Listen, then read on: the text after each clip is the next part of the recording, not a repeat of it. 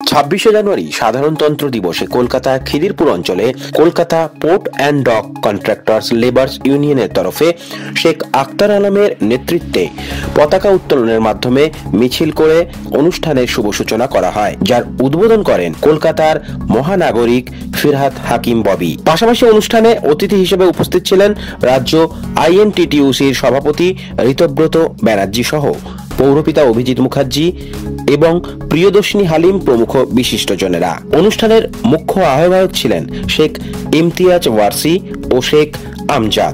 দক্ষিণ কলকাতা ডিস্ট্রিক্ট আইএনটিটিইউসির general secretary Sheikh Akhtar Alam জানান, প্রতি বছরের মতন এবছরও রিপাবলিক ডে সেলিব্রেশন উপলক্ষে তারা শিশুদের হাতে স্কুল ব্যাগ এবং দুস্থ মানুষদের হাতে কম্বল বিতরণ করছেন। এই সামাজিক উদ্যোগ সত্যি বেশ প্রশংসনীয়, তা বলাই বাহুল্য। 2011 সাল প্রথমে দাদা মিনিস্টার হলো এখানে। আমি তার আগে থেকে 2008 থেকে আমি প্রোগ্রাম করছি, বিভিন্ন প্রোগ্রামে দুর্গা থেকে।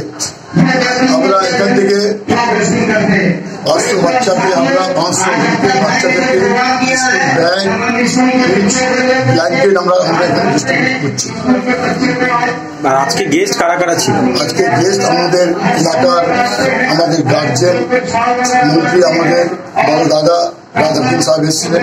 দীর্ঘদিন থেকে আসে, এই প্রোগ্রাম মিস করে না। আজকে এসেছিলেন আমাদের পশ্চিমবাংলা সভাপতি, আইএনটিটিইউসির সভাপতি ঋতব্রত ব্যানার্জি, এই রাজ্যসভা এমপিও আছে। আজকে এসেছিলেন আমাদের সাউথ কলকাতা ডিস্ট্রিক্টের প্রেসিডেন্ট অভিজিৎ মুখার্জি এসেছিলেন। আরও আমাদের অনেক হাকিমিরা ছিলেন, বাগদার মেয়ে। আমাদের আরও অনেক কাউন্সিলর এসেছিলেন, সোমা দাস। আরও এখন অনেক বাকি আছে, এখন সবাই আসবেন। ব্যুরো রিপোর্ট, প্রিয় চিত্র সাথী নিউজ, কলকাতা।